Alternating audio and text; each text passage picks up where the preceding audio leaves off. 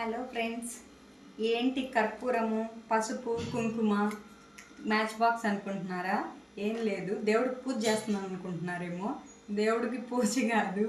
యాక్చువల్గా ఇవన్నీ ఎందుకు అనేది చెప్తాను. ఫస్ట్ దీనికంటే ముందు ఇంకొకటి చెప్తాను, వినండి. సమ్మర్ అయితే వచ్చేసింది. ఈ సమ్మర్లో ఈ ఎండలకి అసలు తట్టుకోలేకున్నాము. ఫ్యాన్ ద్వారా గాలి వస్తుందంటే రాదు. నేను ఉండేదేమో ఫస్ట్ ఫ్లోరు, పైన ఉండే వేడంతా నాకే వస్తుంది అనమాట. సో ఫస్ట్ అవన్నీ పక్కన పెట్టేస్తే, ఫస్ట్ సమ్మర్ అంటే మనకేమనిపిస్తుంది? చల్లగా కడుపులోకి ఏదో ఒకటి పోతే బాగుండు అనిపిస్తుంది.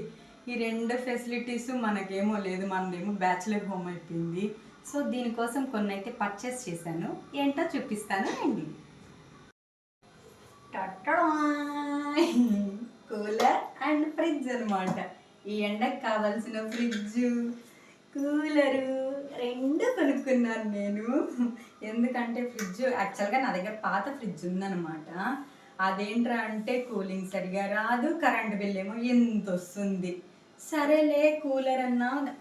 ఇవన్నీ వదిలేస్తే నా దగ్గర ఏసీ కూడా ఉంది. కానీ ఈ ఏసీ ఆన్ చేశాను అనుకోండి, నాకు వచ్చే ఒక నెల జీతం దానికి కరెంటు బిల్లుకే కట్టాలి నేను. కాబట్టి వద్దురా స్వామి అని నేను కూలర్ కొనుక్కున్నాను. So fridge cooler. సో ఈ రెండింటికి ఫస్ట్ నేను పూజ చేస్తానన్నమాట. చూడండి పూజ ఎలా చేస్తాను అనేది.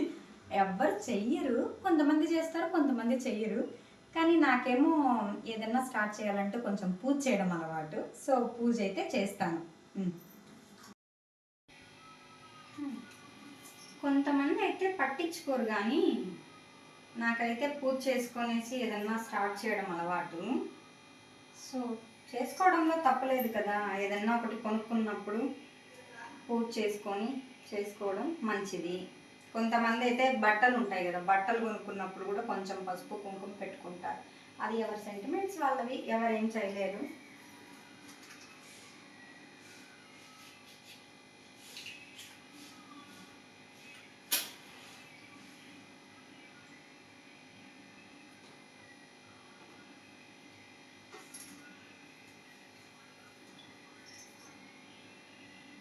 మా ఫ్రిడ్జ్ నాకు చల్లగా అన్నీ ఇచ్చి చక్కగా పనిచేసి, ఇలాంటి మంచి మంచి ఫ్రిడ్జ్లు నేను ఇంకా ఎన్నెన్నో కొనుక్కోవాలి. నాకు మంచి చల్ల గాలినిచ్చి వేడి లేకుండా నన్ను హ్యాపీగా నిద్రపుచ్చేలాగా చూసుకో.